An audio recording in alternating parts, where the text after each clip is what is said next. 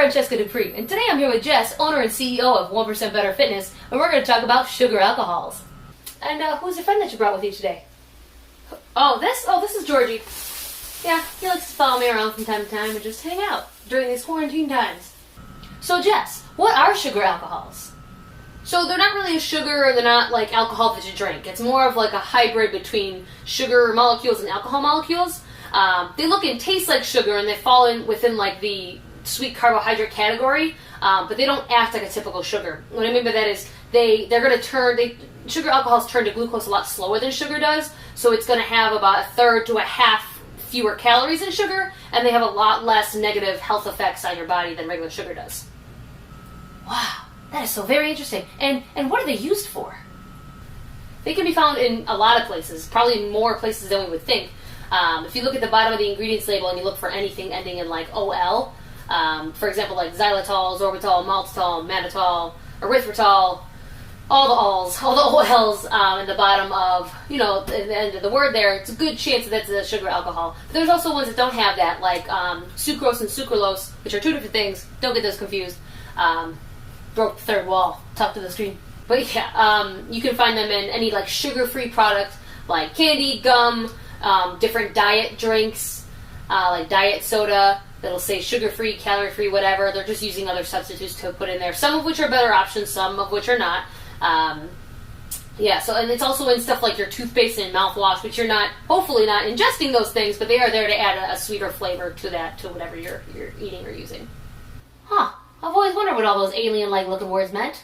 Cool, so are they carbs? Do we count them as carbs? Such a good question, so glad you asked. So sugar alcohols are partially resistant to digestion, so they kind of act like dietary fiber, and we know how good fiber is for us as far as the nutrients and keeping us full and keeping us regular. Fiber is also a type of carb. So when counting net carbs, you'd subtract both fiber and sugar alcohols from the total carbs per serving. So that's how things like Quest bars can claim 4 net carbs when it's actually 20 on the back of the label. But because they have a lot of fiber and erythritol in them, they can subtract those, the sugar alcohol and the total fibers from the total carb count. So if you're someone who worries about how many carbs they're eating, this would be a way for you to kind of get around that a little bit. But a simple way to not even worry about sugar alcohols or whatever additives are in there, just add fiber to whatever you're eating. So if you want to eat something that's high in carbs, or even just like a fruit, add some fiber in there, and it'll kind of counteract it a little bit to save it from spiking your blood sugar so much. More math that I just don't like. Cool. All right. So are sugar alcohols the same as artificial sweeteners? Technically, they're not the same thing. So there are many sugar alcohols that are natural, and several are found naturally in fruits and vegetables, berries, whatever. However, others have been messed around with and processed from other sugars, such as like glucose from cornstarch and all that stuff.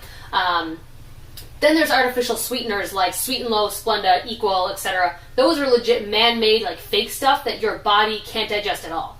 So there's really no use for them except for allowing companies to say 0 calories or sugar-free, to just claim that the product is better than it actually is. So the reason for this, the problem with that is, since they're fake, your body doesn't know how to process it at all. So it doesn't. And it just stores it as fat instead.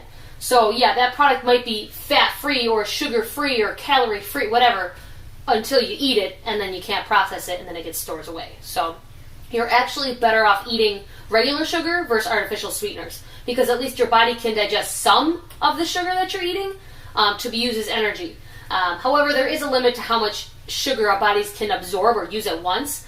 And the problem also here is that we're usually already full to capacity from the processed foods that we eat. So that excess sugar then gets stored as fat as well. So, but at least we can use some of that sugar before we store the rest as fat, versus those artificial things that we can't use any of it and it all gets stored as fat. So it is better overall in the long run, eat the real sugar versus the fake stuff, but maybe just eat less of the sugar overall.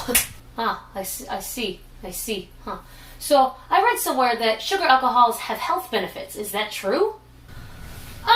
This can be all in the wording. So some products can claim this because it's a better alternative than their worse off version. That's like the same way you can say, like, hitting your head against the wall only once a day is better for you than 5 times a day. That will lead to health improvements by only doing it once versus 5 times. So kind of the same idea here, but not in every case. because there are other claims that xylitol is well known for its dental health benefits. This is because the bad bacteria in your mouth can't metabolize because of the xylitol. So the xylitol actually helps your body, the bad bacteria in your mouth just break down and get out of there versus grow and increase over time. So erythritol is also known to help prevent against cavities. So that's why you'll see this stuff in sugar-free gum. You'll see things like xylitol and erythritol in those items there to kind of help with that, and so they can say it's sugar-free. So yeah, just don't believe everything you read as far as those claims go. Do some research and kind of look who's really promoting it and what facts are behind it. But sugar alcohols aren't a 0-calorie replacement for sugar, and they're not like some superfood molecule either that people sometimes like to claim. But they're just simply a way to replace some of the sugar in your diet with something that's almost as sweet as sugar, but a lot lower in calories. And they're not as addicting, and they don't have the same trigger points in your brain. However, if you eat too many of them, you'll be playing a game of jalapeno fire hose in the bathroom for a little while, because it can lead to like bloating and gas and diarrhea. So just be aware of that.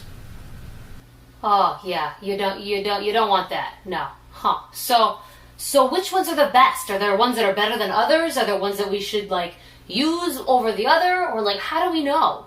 So as far as like the best and worst go, your best bet for sugar alcohols is probably going to be erythritol or mannitol.